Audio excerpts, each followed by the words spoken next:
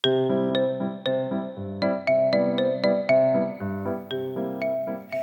语文千万字，大家要和大家做伙来捌一字。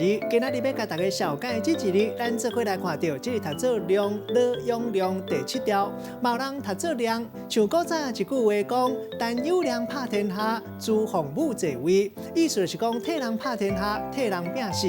另外，这个量嘛有详实的意思，嘛有宽恕体察的意思。像咱讲原谅、见谅、体谅、量情、量察，也有谅解。带大家做伙来小解两个词。